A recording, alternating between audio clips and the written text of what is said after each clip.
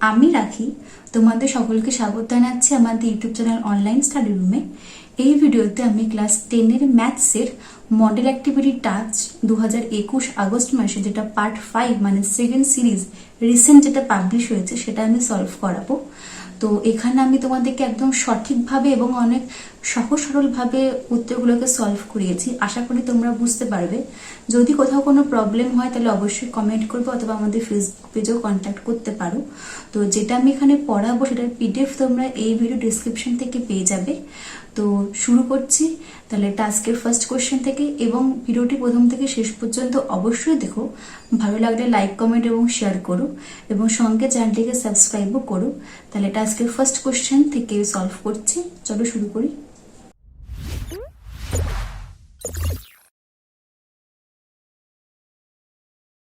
Class 10-এর ম্যাথসের model activity task August মাসের যে পার্ট 5টা দেওয়া হয়েছে, সেটা ফার্স্ট কোশ্চেন দেখো কি আছে। এখানে একের দাগের 3-4টে মনে এমসিকিউ রয়েছে। তো ফার্স্ট কোশ্চেনটা হচ্ছে এক্স ভ্যারিসেস ওয়াই এবং 5x = 3y হলে ভেদ ধ্রুবকের মান কত হবে। আচ্ছা, এই চিহ্নটা মানে কি? এক্স ভ্যারিসেস ওয়াই, এটা মানে হয় হচ্ছে এক্স ওয়াই এর সঙ্গে সরল ভেদে আছে। মানে কি? মানে এক্স এর সঙ্গে ওয়াই এর সরল সমানুপাতিক সম্পর্ক, পাতি ভাষায় বলতে গেলে মানে এক্স এর মান বাড়লে ওয়াই এর মান বাড়বে, এক্স এর মান কমলে ওয়াই এর মান ঠিক সেম হারেই কমবে। মানে যদি এক্স এর মান বাড়ে তো সেম হারে ওয়াই এর মানও বাড়বে, যদি এক্স এর মান কমে তাহলে সেম হারে ওয়াই এর মানও কমবে। তো এবার এক্স এর সঙ্গে যখন ওয়াই এর এরকম একটা সরল সম্পর্ক, তো ওটাকে আমরা বোঝাই হচ্ছে এই ভ্যারিসাস মানে এই যে সমানুপাতিক চিহ্নটা দিয়ে। যদি কখনো এক্স ভ্যারিসেস 1/y থাকতো তাহলে বুঝতে যে মানে ওয়াইটাকে উল্টো হয়ে যেত, তাহলে বুঝতে এক্স এর সঙ্গে ওয়াই এর ব্যস্ত সম্পর্ক, মানে এক্স বাড়লে ওয়াই কমবে, আবার এক্স কমলে ওয়াই বাড়বে। বাট এখানে আছে এক্স ভ্যারিসেস ওয়াই, মানে কি এর সঙ্গে সরল ভেদের সম্পর্ক। তার মানে আমরা এই এই যে ভেদের এই যে সরল যে সম্পর্কটা, এটাকে আমরা মানে অঙ্ক করার সময় এই চিহ্নটাকে উঠি, সেখানে একটা ইকুয়ালস টু দিয়ে কে ইন্টু ওয়াই করি। কে কি? কে হচ্ছে একটা অশূন্য ভেদ ধ্রুবক। কে হচ্ছে অশূন্য ভেদ ধ্রুবক। আমরা কে ইন্টু ওয়াই করি কেন? কারণ কে এক্স এর সঙ্গে যে ওয়াই এর একটা সরল সম্পর্ক, মানে এক্স যে হারে কমছে ওয়াইও যে হারে মানে সেই হারেই কমবে, বাড়লে সেই হারেই বাড়বে, এই যে সমান যে সরল সম্পর্ক, ওটাকে আমরা একটা কে একটা ধ্রুবক দিয়ে প্রকাশ করি। এবং কেটা হচ্ছে একটা অশূন্য ধ্রুবক, মানে কে কখনো শূন্য হবে না। কারণ কে যদি কখনো শূন্য হয়ে যায় তাহলে তো এক্স ইকুয়ালস টু জিরো হয়ে যাবে, মানে জিরো ইন্টু ওয়াই জিরো হয়ে যাবে। তাহলে এক্স কখনো জিরো হবে না আর কেউ কখনো জিরো হবে না। তাই বলা হয় এক্স একটা অশূন্য ধ্রুবক। তাহলে আমি এখান থেকে কি পাচ্ছি? X equals to k y. আর যেটা আমাকে দেওয়া আছে 5x = 3y, এইখান থেকে আমরা কি পেতে পারি? এটাকে যদি এই সমীকরণটাকে যদি আমরা এরকম আকারে প্রকাশ করতে পারি তাহলে এক্স এর ভ্যালু কত আসছে? 3/5y। এখন যদি এই 1 নাম্বার আর যদি 2 নাম্বার সমীকরণকে তুলনা করি, তাহলে দুদিকেই তো হচ্ছে এক্স এক্স সমান। তাহলে আমি এখান থেকে কি বলতে পারি যে কে ইন্টু ওয়াই মানে যা, কারণ দুদিকেই তো এক্স সমান, 3/5 ইন্টু ওয়াই মানে হচ্ছে তাই।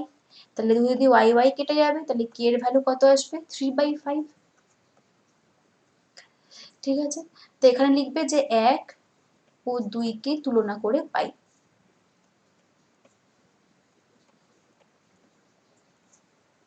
এই যে এক্স এর সঙ্গে ওয়াই যে একটা যে সরল সম্পর্ক, এক্স কমলে ওয়াই কমে, এক্স বাড়লে ওয়াই বাড়ে। তো এক্স এর সঙ্গে ওয়াই এর মানে মানে এক্স কত কমলে ওয়াই কত কমবে, বা এক্স কত বাড়লে ওয়াই কত বাড়বে, এই যে একটা যে পরিমাণ, ওটাকে আমরা এই কে এই যে ধ্রুবকটা দিয়ে আমরা প্রকাশ করি। তাহলে কে এর ভ্যালু কত আসছে? 3/5। তাহলে অ্যান্সার হচ্ছে আমাদের ডি। ঠিক আছে, এবার পরের কোশ্চেনটা। অমল 5,000 টাকা 9 মাসের জন্য আর প্রতিমা 6,000 টাকা 5 মাসের জন্য ব্যবসায় নিয়োগ করে, তাহলে তাদের লভ্যাংশ কেমন ভাবে বন্টিত হবে। তো এই অংশীদারি কারবার এই চ্যাপ্টারটাতে তোমরা নিশ্চয়ই জানো, যখনই কোনো ব্যবসার লাভ ভাগ হয় যে লভ্যাংশ কে কত পাবে, ওটা সবসময় ভাগ হয় মূলধনের অনুপাতে, মানে কে কত টাকা দিয়ে ব্যবসাটা শুরু করেছিল সেই মূলধনটাই মানে ওটাই হচ্ছে তার মূলধন। তো যে যত টাকা দিয়ে ব্যবসা শুরু করেছিল তার সেই দেওয়া টাকার পরিমাণের অনুপাতেই লভ্যাংশের অনুপাত করা হয়, ওটাই হয় লভ্যাংশ ভাগের অনুপাত। তাহলে আগে আমাকে বের করতে হবে যে অমল কত টাকা দিয়েছে আর প্রতিমা কত টাকা দিয়েছে, তারপর আমি এদের এই মূলধনের অনুপাতটা বের করব, ওটাই হবে এদের লভ্যাংশের অনুপাত। ঠিক আছে, তাহলে সুতরাং অমল টাকা দিয়েছে, তাহলে 5,000 টাকা দিয়েছে হচ্ছে 9 মাসের জন্য, তাহলে 1 মাসে দিয়েছে 9,000, তাহলে 1 মাসে দিয়েছে 5,000 টাকা, তাহলে 9 মাস ধরে দিয়েছে, তাহলে 9 মাসে কত টাকা দিয়েছে? অমল টাকা দিয়েছে হচ্ছে 9 গুণ 5,000 টাকা।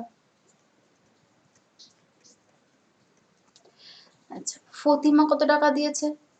ফতিমা, এটাকে আমি আর এখানে হিসাব করছি না, আচ্ছা করে নাও, তাহলে 45,000 টাকা, সেই তো পরে কাটাকুটি হবে। ফতিমা 5 মাস ধরে 6,000 টাকা দিয়েছে, তার মানে কি টোটাল কত দিল?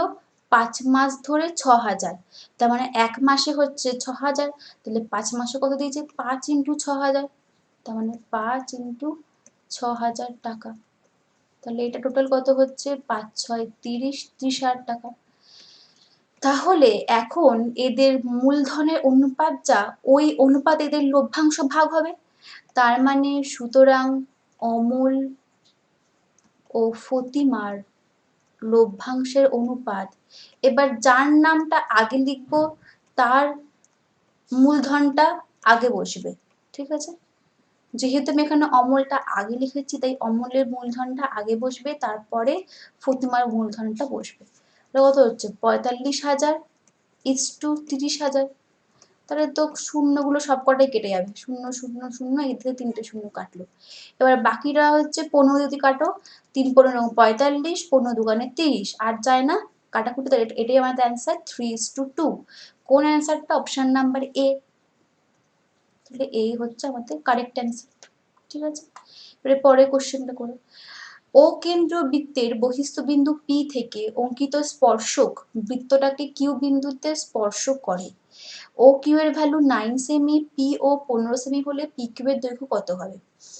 আচ্ছা, এইটা একটা তোমাদের বইতে উপপাদ্য রয়েছে, 208 নাম্বার পেজ, উপপাদ্য নাম্বার 40। উপপাদ্য স্টেটমেন্টটা কি দেওয়া আছে দেখো, বৃত্তের কোনো বিন্দুতে স্পর্শক এবং ওই স্পর্শক বিন্দুগামী ব্যাসার্ধ পরস্পর লম্বভাবে অবস্থিত হয়। ধরি ও একটা বৃত্ত, যেটা কোশ্চেনটা আছে আমি ওই অনুযায়ী এঁকেছি, ধরি ও কেন্দ্রের একটা বৃত্ত, পি হচ্ছে বাইরের একটা বিন্দু, পি বিন্দু থেকে বৃত্তের উপর একটা কিউ বিন্দুতে আমি স্পর্শক নিচে দেখো হচ্ছে পি কিউ হচ্ছে স্পর্শক, ঠিক আছে, তাহলে ও কিউ হচ্ছে কি? ব্যাসার্ধ। তাহলে আমাকে এখান থেকে ও কিউ এর ভ্যালু কত? 9 সেমি দেওয়া আছে। ওপি, এবার পি আর ওকে আমি যুক্ত করেছি, ওপি এর ভ্যালু 15 সেমি দেওয়া আছে, তাহলে এখন আমাকে এখান থেকে স্পর্শকটার দৈর্ঘ্য পি কিউ এর ভ্যালু বের করতে বলেছে। আর আমাকে উপপাদ্যটা কি দেওয়া আছে, যে স্পর্শকটা মানে যে পি কিউ স্পর্শক আর এই যে কিউ বিন্দুতে এই যে ব্যাসার্ধ ও কিউ এরা পরস্পর লম্বভাবে থাকে, মানে এই কোণটার মান হয় সবসময় 90 ডিগ্রি। তাহলে এই কোণটা যদি সবসময় 90 ডিগ্রি হয়, তাহলে এটা একটা সমকোণী ত্রিভুজ হয়ে যাচ্ছে না? সমকোণী ত্রিভুজ হওয়া মানে কি? পিথাগোরাসের উপপাদ্য, মানে এইটা হচ্ছে লম্ব, তার মানে এখান থেকে আমি কি পাচ্ছি? ও কিউটা হচ্ছে লম্ব, যার মান হচ্ছে 9 সেমি, ঠিক আছে, এটা হচ্ছে ব্যাসার্ধ আর কি, ব্যাসার্ধ ও কিউটা হচ্ছে লম্ব। কেন? কারণ সুতরাং ওপর লিখে নেবে, সুতরাং ত্রিভুজ ও পি কিউ হচ্ছে সমকোণী ত্রিভুজ, তার জন্য তো পাচ্ছি। আচ্ছা, তো লম্বের উল্টো দিকের বাহুটা কোনটা হচ্ছে? ওপি, ওটা হচ্ছে অতিভুজ, অতিভুজটা হচ্ছে ওপি, যার মান দেওয়া আছে এখানে 15 সেমি। তাহলে এখন আমাকে অ্যাকচুয়ালি ভূমি বের করতে হবে, তাহলে ভূমি বের করতে হবে, ভূমি পি কিউ কত, বা ভূমি বলো বা স্পর্শক পি কিউ যা খুশি বলো, সেইটা কত, ওটা আমাকে এখান থেকে বের করতে হবে। তাহলে পিথাগোরাসের উপপাদ্য অনুযায়ী এটা কি? অতিভুজ স্কোয়ার সমান সমান লম্ব স্কোয়ার প্লাস ভূমি স্কোয়ার, তাহলে অতিভুজ স্কোয়ার মানে হচ্ছে ওপি স্কোয়ার সমান সমান লম্ব স্কোয়ার মানে ও কিউ স্কোয়ার প্লাস ভূমি স্কোয়ার মানে হচ্ছে পি কিউ স্কোয়ার। এবার ওপি স্কোয়ার মানে কি? 9 স্কোয়ার, আচ্ছা লম্ব তো 9 স্কোয়ার, দাঁড়াও, হ্যাঁ লম্ব স্কোয়ার প্লাস অতিভুজ স্কোয়ার, অতিভুজটা হচ্ছে ওপি স্কোয়ার প্লাস লম্ব স্কোয়ার প্লাস ভূমি স্কোয়ার, তাহলে এখানে অতিভুজটা হচ্ছে অতিভুজটা হচ্ছে 15, ওপি মানে এটা হচ্ছে 15 স্কোয়ার হবে, 9 না, হ্যাঁ, তো এটা হচ্ছে কত? 15 স্কোয়ার অতিভুজ স্কোয়ার, মানে ও কিউ এর ভ্যালু কত? 9, 9 square plus p q square, তাহলে আমার পি কিউ এর ভ্যালু চাই, তাহলে আমি যদি 9টাকে ওইদিকে পাঠাই, তাহলে পি কিউ স্কোয়ার কত হচ্ছে 15 স্কোয়ার মাইনাস 9 স্কোয়ার। দেখো এখানে আমাকে এটাকে সলভ করতে দেয়নি, তার মানে পি কিউ কি, যদি আমি দুদিকে বর্গমূল করি তাহলে পি কিউ স্কোয়ার থেকে পি কিউ পাবো হচ্ছে √15 স্কোয়ার মাইনাস 9 স্কোয়ার একক। এইটা হচ্ছে আমার অ্যান্সার। আর আমি এটা কোথায় বললাম, পিথাগোরাস উপপাদ্য থেকে, ওটাও লিখে দেবে পিথাগোরাস উপপাদ্য অনুযায়ী।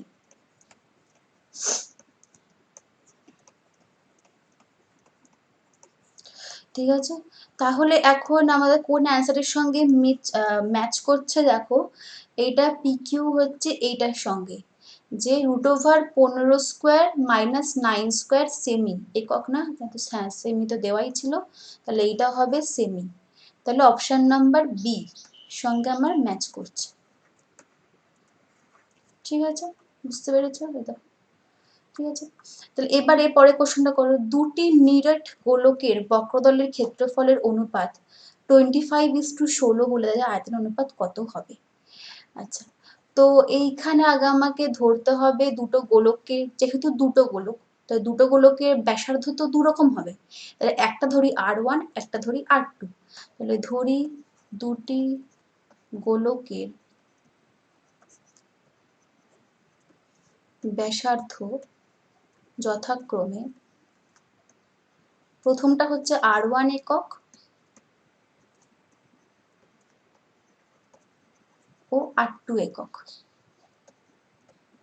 ঠিক আছে, তাহলে এদের বক্রতলের ক্ষেত্রফলের অনুপাত, তার মানে প্রথমটা তাহলে বক্রতলের ক্ষেত্রফল কত, সুতরাং প্রথম গোলকের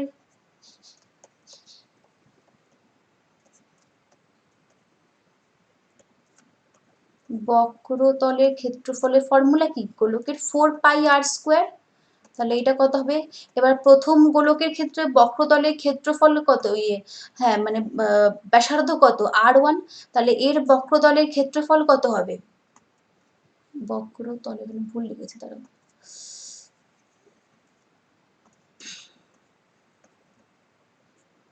বক্রতলের ক্ষেত্রফল হবে 4πr1² বর্গ একক। ঠিক আছে, আর সেকেন্ড গোলকের ক্ষেত্রে বক্রতলের ক্ষেত্রফল কত হবে 4πr2², কারণ তার ব্যাসার্ধ হচ্ছে R2, তাহলে 4πr2²। এবার যে বর্গ একক, এবার যেটা আমাদেরকে দেওয়া আছে যে প্রশ্ন মতে দুটো বক্রতলের ক্ষেত্রফলের অনুপাত কত 25:16, তার মানে 4πr1² = 4πr2² সমান সমান 25:16, এটি তো আমাদেরকে দেওয়া আছে। তাহলে এখান থেকে আগে আমি যদি R1 R2 ভ্যালু বের না করতে পারি, তাহলে আমি ওদের আয়তনটাও বের করতে পারবো না। তাহলে দেখো এখান থেকে বেরিয়ে আসবে, তো আমি এখানে ইষ্টগুলোকে উঠিয়ে ভাগের আকারে লিখতে পারি।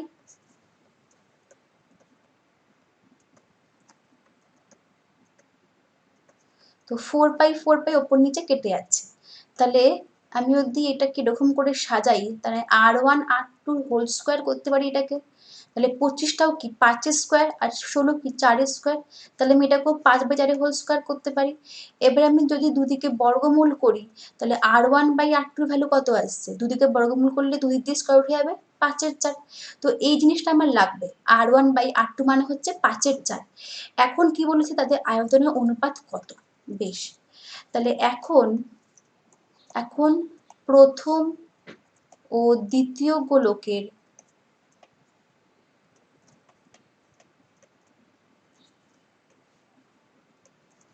আয়তনের অনুপাতটা এখানে ডিরেক্ট এখান থেকে বের করে নিই, দেখো বেরিয়ে যাবে।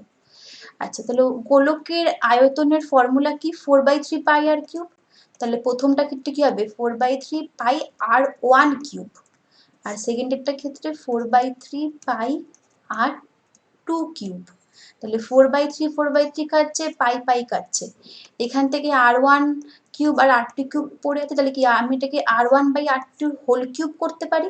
এবার R1/R2 মানে কি 5/4, আমি একটু আগে বের করেছি, তাহলে আমি এই জায়গায় 5/4³ লিখতে পারি, তাহলে অ্যান্সার কত আসছে 125/64। আচ্ছা, অনুপাতটা তো আমি এভাবে করবো যে 4/3πr1³ = 4/3 πr²। আচ্ছা, ওটা আমি একেবারে এখানে চলে গেছি ঠিকই। তো এখন পরের লাইনে হবে এটা, যে আমি ইস্টুটাকে উঠে ওটাকে আমি বাই আকারে করছি। তাহলে এখন কত আসলো আয়তনের অনুপাত 125/64। তো 125/64 মানে কি? এটাকে আমি যদি ইস্টু আকারে করি 125:64। তাহলে অপশন কোথায় আছে এটা দেখি, অপশনে আছে হচ্ছে অপশন নাম্বার ডি, এই যে 125:64। তো যেহেতু প্রথম গোলকটার সামনে লিখেছি তাই আমি প্রথমে R1টাকে লিখবো, যেহেতু দ্বিতীয়টা পেছনে তাই আমি পেছনে R2টাকেই লিখবো। কখনো প্রথম গোলক সামনে লিখে সেখানে R2 কিউবটা ঢুকিয়ে দেবে না, তাহলে কিন্তু অ্যান্সারটা উল্টো চলে আসবে, তখন সেক্ষেত্রে এটা 64:125 হয়ে যাবে, তখন কিন্তু ওটা কিন্তু পুরো ভুল হয়ে যাবে। তো অনুপাতের ক্ষেত্রে যার নামটা আগে থাকে তার একক মানে তার ভ্যালুটা আগে বসে, ঠিক আছে? তো এটা মাথায় রাখতে হবে, কারণ এখানে দেখো দুটো অপশন রয়েছে 125:64 আর একটা হচ্ছে 64:125। তো যারা জানবে না তারা কিন্তু হয়তো এটাও করে আসতে পারলো, বাট এটা কিন্তু পুরো ভুল। তো প্রথমগুলো সামনে করলে আগে প্রথমটাই লিখবে, তারপরে সেকেন্ডটা লিখবে। তাহলে বুঝতে পারলে এটা। এরপরে পরের কোশ্চেনটা করছি। আচ্ছা, সত্য মিথ্যা যাচাই করতে বলেছে। কি দিয়েছে? একটি ঘড়ি মিনিটের কাঁটার প্রান্তবিন্দু 1 ঘন্টায় আবর্তন করে 2π রেডিয়ান, সত্য না মিথ্যে? একটা ঘড়ি কেমন দেখতে হয়? গোল সাধারণত। এবার সাপোজ ধরো এটা ঘড়ি, এটা হচ্ছে ঘড়ি ধরে, এটা হচ্ছে মিনিটের কাঁটা রয়েছে, ঠিক আছে? এটা হচ্ছে 12, এটা 1, এরকম করে রয়েছে। তো একটা ঘড়ি মিনিটে কাঁটা যখন এই 12 থেকে ঘুরে আবার সেই 12তেই ফেরত আসে, তার মানে ও পুরো এই বৃত্তটাকে প্রদক্ষিণ করছে। তাহলে এখন এই বৃত্তের কেন্দ্রে কত ডিগ্রি কোণ থাকে? আমরা যদি একটা বৃত্তকে যদি সাপোজ ধরো এটা একটা বৃত্ত রয়েছে, এখন যদি আমি এই বৃত্তটাকে ধরো এটা হচ্ছে কেন্দ্র, এখন যদি এটা হচ্ছে বৃত্তের পরিধি, এটাকে ধরো আমি দুভাগে ভাগ করলাম বৃত্তটাকে। এবার ফার্স্টে আমি ধরো এই বিন্দু থেকে ফার্স্টে বি বিন্দুতে আসলাম, তাহলে আমি কত ডিগ্রি কোণ পেলাম?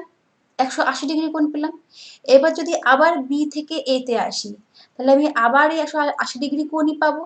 তাহলে টোটাল কত কোণ পেলাম? তার মানে আমি যদি পুরো বৃত্তটাকে এ বিন্দু থেকে ঘুরে আবার সেই এতেই ফেরত আসি, তাহলে আমি টোটাল 180 360 ডিগ্রি কোণ পেলাম। তার মানে একটা বৃত্তের কেন্দ্রে 360 ডিগ্রি কোণ থাকে। তার মানে একটা বৃত্তের কেন্দ্রীয় কোণ কত হয়? 360 ডিগ্রি।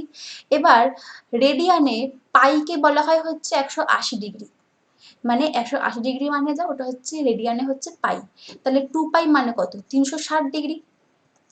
তার মানে একটা মিনিটের কাঁটা যখন একটা ঘড়িকে প্রদক্ষিণ করে ও পুরো একটা গোল বৃত্তই ঘোরে, তার মানে ও যখন 1 ঘন্টায় ও পুরোটা ঘোরে।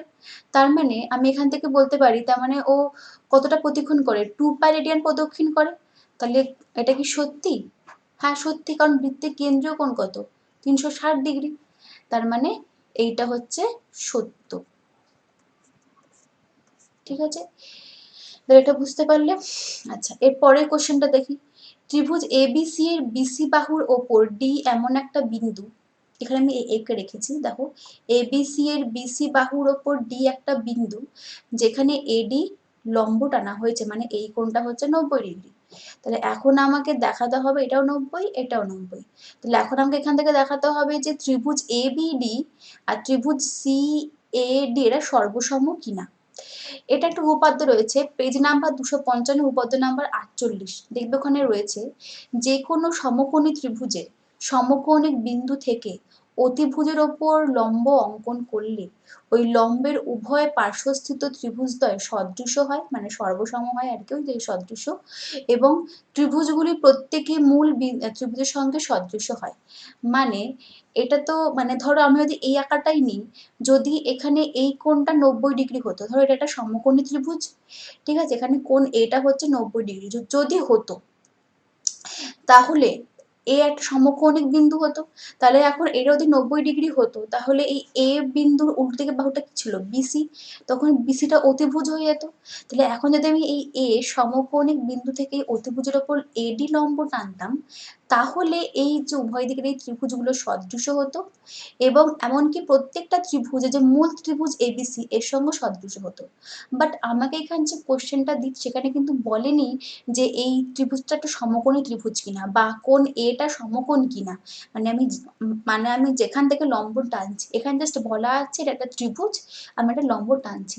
তাহলে যেহেতু এখানে আমার কোনো সমকোণের কোনো কথা উল্লেখই করা নেই যে আমি সমকোণী বিন্দু থেকে লম্ব টানছি কিনা বা এটা একটা সমকোণী ত্রিভুজ কিনা, তাহলে আমরা বলতে পারি না যে এরা সদৃশ। তার মানে এই বিবৃতিটা কি মিথ্যে, তার মানে এটা হচ্ছে মিথ্যে, সদৃশ নয়। যদি উল্লেখ করে দেওয়া থাকতো যে এটা একটা সমকোণী ত্রিভুজ, কোণ এটা একটা সমকোণ, তাহলে আমরা বলতে পারতাম যে এরা সদৃশ। যেহেতু কিছু দেওয়া নেই তাহলে এটা মিথ্যে, সদৃশ নয়। ঠিক আছে, বুঝতে পারলে? এবারে পরের কোয়েশ্চেনটা করছি।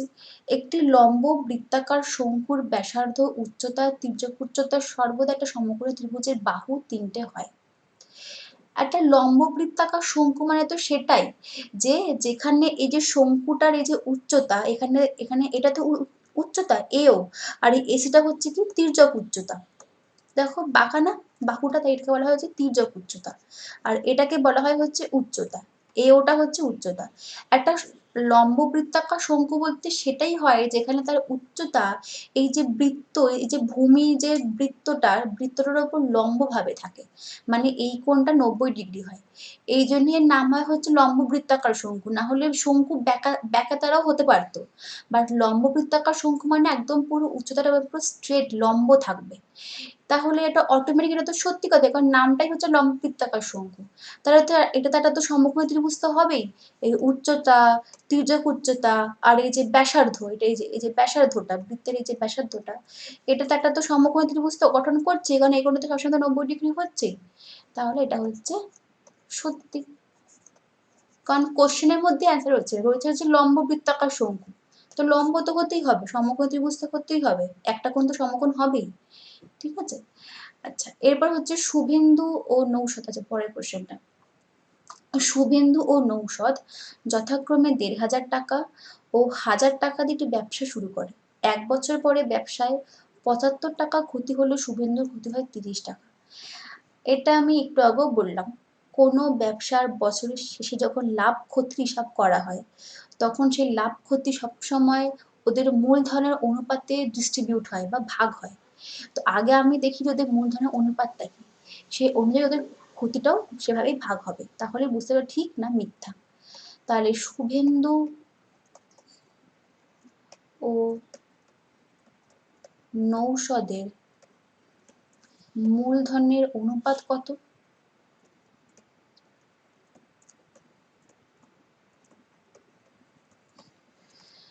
কার নাম আগে লিখেছি? শুভেন্দু, তাহলে আগে বসবে হচ্ছে ১৫০০ ইস্টু ১০০০। তাহলে এটা কাটাকুটি করলে কত হবে? ০ ০ ০ ০ কাটছে, ৫ দিয়ে কাটলে ৩ ৫ ১৫, ৫ দু কাটলে ১০, 3:2। তাহলে এদের ক্ষতিটা ভাগ হবে কি কি হিসাবে? 3:2 হিসাবে। তার মানে এখন এখান থেকে শুভেন্দুর ক্ষতির আনুপাতিক ভাগ আর কত? তার মানে এদের মূলধনের অনুপাত যা, এদের ক্ষতির অনুপাত হচ্ছে তাই। তাহলে এটাই হচ্ছে এদের ক্ষতির অনুপাত। ঠিক আছে, তাহলে এখন শুভেন্দুর ক্ষতির আনুপাতিক ভাগহার কত? শুভেন্দুটা কোনটা? 3টা, এই তো সামনে শুভেন্দু, তাই মনে হচ্ছে 3টা। তাহলে আনুপাতিক ভাগার হচ্ছে 3/3 + 2 মানে হচ্ছে 3/5। তাহলে এখন টোটাল ক্ষতি কত হয়েছে? ৭৫ টাকা। তাহলে ৭৫ টাকার মধ্যে 3/5 অংশ কার ক্ষতি হওয়া উচিত? শুভেন্দু। তাহলে দেখি শুভেন্দুর ক্ষতি কত হচ্ছে। তাহলে শুভেন্দুর ক্ষতি দাঁড়াচ্ছে আমার ৭৫ টাকার 3/5 অংশ, তার মানে ৭৫ গুণ 3/5। তাহলে কাটাকুটি করলে কত হবে? ৪৫ টাকা। আমাকে দেওয়া আছে ৩০ টাকা, তাহলে এটা কি ঠিক? ঠিক না, তাহলে এটা হচ্ছে মিথ্যে কথা, কারণ শুভেন্দুর ক্ষতি হওয়া উচিত ৪৫ টাকা। ঠিক আছে, এরপরে কোশ্চেন করি। আচ্ছা, এবার ৩-এর কোশ্চেন শুরু হচ্ছে। ৩-এ হচ্ছে সংক্ষিপ্ত উত্তরধর্মী কোশ্চেন, ৩টা কোশ্চেন রয়েছে। আচ্ছা, কি দেওয়া আছে দেখো, একটি বৃত্তে 5.5 সেমি দৈর্ঘ্যে বৃত্তচাপ বৃত্তের কেন্দ্রে π/16 পরিমাপ কোণ তৈরি করলে বৃত্তের ব্যাসার্ধ দৈর্ঘ্য নির্ণয় করো। আমি একটু আগে বললাম একটা বৃত্তের কেন্দ্রে কত ডিগ্রি কোণ থাকে? 360 ডিগ্রি। এটা যদি বৃত্ত কেন্দ্র ও হয় তাহলে এখানে কত ডিগ্রি কোণ থাকে? 360 ডিগ্রি। মানে একটা বৃত্তটাকে আমি যদি পুরো প্রদক্ষিণ করি পরিধি বরাবর, তাহলে আমি বৃত্তের কেন্দ্রে 360 ডিগ্রি কোণ তৈরি করব। আমি একটু এটা বোঝালাম। 360 ডিগ্রি মানে কি? রেডিয়ানে হচ্ছে 2π কোণ তৈরি করব। তাহলে এখানে আগে আমি ধরি যে বৃত্তের ব্যাসার্ধ হচ্ছে r, তাহলে আমি পরিধিটা পাবো। তাহলে ধরি বৃত্তের ব্যাসার্ধ হচ্ছে r সেমি, তাহলে বৃত্তের পরিধি কত? 2πr।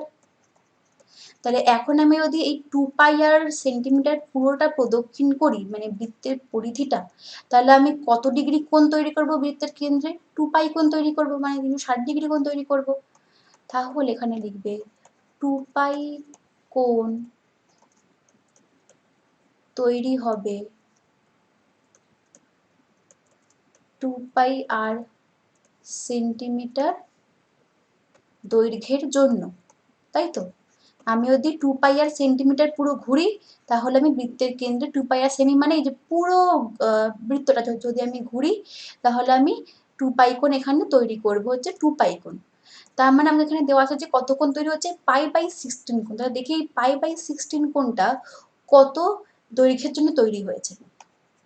তাহলে বা এক কোণ তৈরি হবে 2πr বাই 2π সেমি দৈর্ঘ্যের জন্য। তাহলে আমাকে এখানে দেওয়া আছে π/16 কোণ তৈরি হবে কত ডিগ্রি কোণে, মানে কত সেমি দৈর্ঘ্যের জন্য? 2πr by 2π into π/16। 2π কাটছে, তাহলে মানে অ্যান্সার কত আসছে? তুমি এরকম রাখি πr/16 সেন্টিমিটার দৈর্ঘ্যের জন্য, বা πr/16 সেন্টিমিটার বৃত্তচাপের জন্য, তাই তো? এবার আমাকে দেওয়া আছে কোশ্চেনে যে π/16 কোণ তৈরি হচ্ছে 5.5 সেমি দৈর্ঘ্যের বৃত্তচাপের জন্য। তার মানে আমি বলতে পারি যে এই যে πr/16 এটা মানে যা 5.5 সেমি মানে তাই, কারণ দুটোর ক্ষেত্রে π/16 কোণ তৈরি হচ্ছে বৃত্তের কেন্দ্রে। তাহলে প্রশ্ন মতে πr/16 মানে যা, 5.5 মানে হচ্ছে তাই। এবার পাই এর ভ্যালু এখানে বসিয়ে দাও 22/7, কারণ আমার তো r এর ভ্যালু চাই। r into 1/16 equals to 5.5। তারপরে এখানে যদি কাটাকুটি করি, তাহলে এটা এখানে হবে 2, 11, 18। আচ্ছা, তাহলে এখন আমি 8টাকে এদিকে একা রাখি, সমস্ত কিছু এদিকে পাঠাই, তাহলে কত হয়ে যাবে? 5.5 ইন্টু 7 ইন্টু 8/11। তাহলে 11 দিয়ে এটাকে কাটলে হবে 0.5, 0.5 ইন্টু 56 করলে কত হবে? 56 ইন্টু 0.5, 0.5 গুণ করলে হবে দেখবে 28 সেমি বেরোবে। তার মানে বৃত্তের ব্যাসার্ধ আর কত? 28 সেন্টিমিটার। এটাই তো আমার কাছে চেয়েছিল যে বৃত্তের ব্যাসার্ধ কত? 8 সেন্টিমিটার। তাহলে এটাই হচ্ছে, সরি 28 সেন্টিমিটার। তাহলে এটাই হচ্ছে আমাদের অ্যান্সার।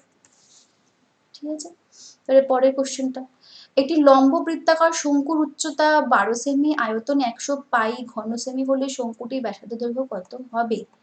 এখানেও ব্যাসার্ধ দৈর্ঘ্য বের করতে দিয়েছে।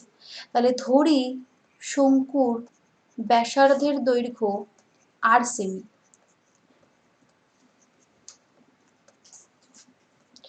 ঠিক আছে, এবার আমাকে একটা কথা বলো, শঙ্কুর আয়তনের ফর্মুলা কি? শঙ্কুর আয়তনের ফর্মুলা হচ্ছে 1/3 পাই r স্কোয়ার h, মানে 1/3 ইন্টু পাই ইন্টু বৃত্তের ব্যাসার্ধ, মানে শঙ্কুর ব্যাসার্ধ যেটা হচ্ছে r স্কোয়ার এখানে, ইন্টু শঙ্কুর উচ্চতা মানে h, এখানে উচ্চতা কত? 12 সেন্টিমিটার, মানে হচ্ছে 12 ঘন সেমি। তার মানে আমাদের এখন যেটা দেওয়া আছে যে আয়তন 100 পাই ঘন সেমি, তার মানে এইটা মানে যা, এই আয়তন 100 পাই মানে তাই। তাহলে প্রশ্ন মতে দুটোই হচ্ছে সমান। তাহলে প্রশ্ন মতে 1/3 into pi into r square into 12 equals to মানে হচ্ছে 100 পাই। ঠিক আছে, তাহলে এখন আর স্কোয়ারটাকে এদিকে রেখে বাদবাকি সবগুলোকে ডান দিকে নিয়ে যাই। তাহলে 100 পাই গুণ 3 বাই 12 ইন্টু পাই। এবার পাই পাই কেটে যাচ্ছে, এটা কাটলে হচ্ছে 4, 4 দিয়ে কাটলে হচ্ছে 25। তাহলে আর স্কোয়ার মানে কত আসছে 25। এবার আমাকে দুদিকে বর্গমূল করতে হবে, নাহলে তো আমি খালি বৃত্তের ব্যাসার্ধ আর পাবো না। আমি আর স্কোয়ার নিয়ে তো কোনো লাভ নেই, আমার আর এর ভ্যালু চাই, সরি শঙ্কুর ব্যাসার্ধ। তাহলে 25 মানে কি 5 স্কোয়ার। এবার যদি আমি দুদিকে বর্গমূল করি তাহলে আর এর ভ্যালু আসবে কত প্লাস মাইনাস 5। এবার এখানে একটা ব্যাপার আছে, কখনো কোনো শঙ্কুর ব্যাসার্ধ বলো বা বৃত্তের ব্যাসার্ধ যেটাই হোক, কখনো নেগেটিভ বা ঋণাত্মক হতে পারে না। তাই এখানে কখনোই -5টা হবে না। সুতরাং আর এর ভ্যালু হবে এখান থেকে সবসময় 5 সেন্টিমিটার। কেন? কারণটা লিখে দেবে যে শঙ্কুর ব্যাসার্ধ কখনো ঋণাত্মক হয় না।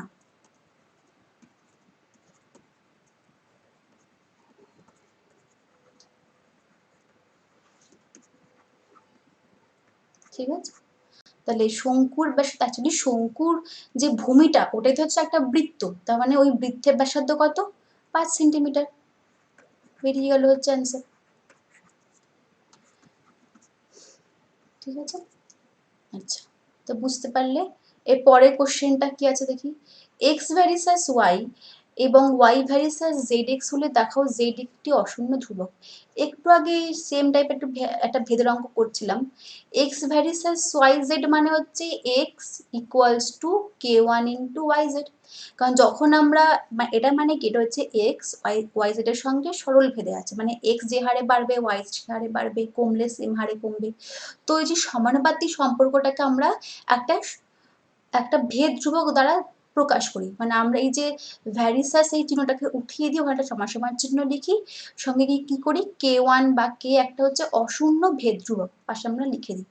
অশূন্য কথাটা খুব ইম্পর্টেন্ট, এটা এই জন্য বলতে হয় কারণ যদি ইনকেস কখনো কে এর মান শূন্য হয়ে যায় তখন কি হবে, এক্স ইকুয়ালস টু 0 হয়ে যাবে, যেটা কখনোই সম্ভব নয়। তাই বলতে হয় কে ওয়ান একটা অশূন্য ভেদ ধ্রুবক। সেম ভাবে ওয়াই ভ্যারিসাস হচ্ছে জেড এক্স। তাহলে আমি এখান থেকেও বলতে পারি যে y equals to k two into z x, যেখানে কে টু হচ্ছে একটা অশূন্য ভেদ ধ্রুবক। আমাকে এই দুটোকে ইউজ করে দেখাতে হবে জেড একটা অশূন্য ধ্রুবক। বেশ, তাহলে এখন y এর ভ্যালু কত পেলাম কে টু ইন্টু জেড এক্স। এবার এটাকে যদি আমি 1 নাম্বার নাম দিই, এবার একের এখানে যে y আছে এই y এর জায়গায় আমি যদি এই y এর ভ্যালুটা বসিয়ে দিই তাহলে আমি কিছুটা সলভ করতে পারবো। তাহলে এখন সুতরাং x ইকুয়ালস, এখানে লেখো যে এখন y এর মান 1 নাম্বারে বসিয়ে পাই। ঠিক আছে, একে বসিয়ে পাই। তাহলে x এর ভ্যালু কত হবে k1, y মানে কি k2 into z x, into হচ্ছে যে জেডটা ইন্টু জেড, এটা তো y বসলো। তাহলে এখান থেকে কত আসলো k1 k2 into Z square x. আচ্ছা তো দুদিকে এক্স আছে, আমি ধরেন এক্স এক্স কেটে যাবে দুদিক দিয়ে, তাহলে এখান থেকে তার মানে জেড স্কোয়ারের ভ্যালু কত দাঁড়াবে 1 বাই k1 k2। আচ্ছা আমাকে এখান থেকে জেড কে দেখাতে বলেছে, জেড স্কোয়ার কে নয়। তাহলে আমি যদি দুদিকে বর্গমূল করি তাহলে জেড এর ভ্যালু কত আসবে plus minus root over 1 by k1 k2। এবার এখান থেকে দেখো যখন k1 শূন্য নয় মানে অশূন্য, যখন k2 ও শূন্য নয় মানে অশূন্য, তাহলে এদের গুণফলটাও একটা অশূন্যই হবে, মানে শূন্য হবে না। এবং 1 বাই k1 k2 এটাও একটা অশূন্য হবে, মানে এটাও শূন্য হবে না। তাহলে এটা একটা অশূন্য ধ্রুবক প্রমাণ হচ্ছে। সুতরাং জেড একটি অশূন্য ধ্রুবক, কারণ k1 k2 দুটোই হচ্ছে অশূন্য, তাই এদের গুণফলটাও অশূন্য, এমনকি এদের অনন্যকটাও অশূন্য। এজন্য এদেরকে বর্গমূল করলে আমরা একটা অশূন্য সংখ্যাই পাবো। তাহলে জেড হচ্ছে একটা অশূন্য ধ্রুবক প্রমাণ করা গেল। এবার প্রমাণিত। ঠিক আছে, আচ্ছা তাহলে এটা এখানে 3-এর কোশ্চেন শেষ হলো। এবারে লাস্ট 4-এর একটা উপপাদ্য রয়েছে, দেখি ওটা কি আছে। দেখো কি বলছে, যুক্তি দিয়ে প্রমাণ করো যে যে কোনো সমকোণী ত্রিভুজের অতিভুজের ওপর অঙ্কিত বর্গক্ষেত্রের ক্ষেত্রফল অপর দুই বাহুর ওপর অঙ্কিত বর্গক্ষেত্রের ক্ষেত্রফলের সমষ্টির সঙ্গে সমান। এটা তো আমাদের বইতে করে দেওয়া রয়েছে, তাও আমি এখানে একটু বুঝিয়ে দিচ্ছি। ধরো এটা একটা ত্রিভুজ এবিসি, টা সমকোণী ত্রিভুজ, যার এই যে কোণ এ, এইটা হচ্ছে 90 ডিগ্রি। তাহলে যদি এটা 90 ডিগ্রি হয় তাহলে বিসি বাহুটা হয়ে যাবে অতিভুজ। তাহলে এখন বিসি বাহুর উপর যদি আমি একটা বর্গক্ষেত্র আঁকি, তাহলে সেই বর্গক্ষেত্রের ক্ষেত্রফল কি হবে? বিসি স্কোয়ার, কারণ প্রত্যেকটা বাহুর হোল স্কোয়ারে হয়, তাই ক্ষেত্রফল বিসি স্কোয়ার ইকুয়ালস টু হচ্ছে AB square plus AC square. তাই দিয়েছে। অঙ্কন কি করেছে? এই সমকৌণিক বিন্দু ও থেকে, ও হচ্ছে সমকোণিক বিন্দু কেন? কারণ ও একটা সমকোণ রয়েছে, তাই এটা সমকোণিক বিন্দু। এখান থেকে আমি বিসির উপর ডি এডি লম্ব টেনেছি, যা বিসি বাহুকে ডি বিন্দুতে ছেদ করে, মানে এটাও 90, এটাও 90। তাহলে একটু আগে আমি এরকম একটা প্রয়োগ করা, একটা উপপাদ্য করালাম না, যে সমকোণী বিন্দু থেকে অতিভুজের উপর কোনো লম্ব টানলে দুদিকে যে ত্রিভুজগুলো উৎপন্ন হয় সেটা পরস্পর সদৃশ হয়। তো ওটাই দেখো এখানে বলছে। তার মানে সুতরাং ত্রিভুজ এবিডি আর ত্রিভুজ সিবিএ এই সবটা হচ্ছে সদৃশ। উভয় দিকে ত্রিভুজ তো সদৃশ হয়, সেই সঙ্গে প্রত্যেকটা ত্রিভুজ মূল বিন্দু এবিসির সঙ্গে সদৃশ হয়, তাই হয়েছে ত্রিভুজ এবিডি আর ত্রিভুজ এবিসি সদৃশ। তার মানে AB by BC equals to BD by AB. এবার দেখো কোনাকুনি গুণ করেছে, AB square equals to BC into CD. ঠিক আছে, এটা 1 নাম্বার নাম দিয়েছে। এবার ত্রিভুজ সিএডি, এই ত্রিভুজটা আর হচ্ছে ত্রিভুজ এই যে মূল ত্রিভুজটা নিয়েছে, তাহলে এখান থেকে কি পেয়েছে? এখান থেকে পেয়েছে হচ্ছে AC by BC equals to DC by AC. এখানেও কোনাকুনি গুণ করে দেখো এই 2 নাম্বার এটা পেয়েছে। এবার 1 আর 2 কে যোগ করেছে, যোগ করে এখানে দেখো বিসিটা কমন, বিসি কমন নিয়েছে। এবার বিডি যোগ ডিসি মানে কি? এইটা মানে হচ্ছে টোটাল বিসিটা, তাহলে বিসি ইন্টু বিসি মানে বিসি স্কোয়ার। তাহলে প্রমাণিত হয়ে গেল যে BC square equals to AB square plus AC square. ঠিক আছে, তাহলে এখানেই মডেল অ্যাক্টিভিটি টাস্ক 5টা শেষ হলো, আর কোশ্চেন নেই। তো আশা করি যেগুলো সলভ করালাম সেগুলো তোমরা বুঝতে পেরেছো। তো যদি বুঝতে না পারো তাহলে কমেন্ট করো, অথবা আমাদের ফেসবুক পেজ আছে সেখানেও তোমরা ডিরেক্টলি আস্ক করতে পারো। তাহলে আমি ক্লাস 10 এর অন্য সাবজেক্টের ওপরও বানিয়েছি, সেগুলোও তোমরা দেখতে পারো। তো তাহলে তোমাদের সঙ্গে দেখা হবে আমাদের পরের ভিডিওতে। ততক্ষণের জন্য বাই।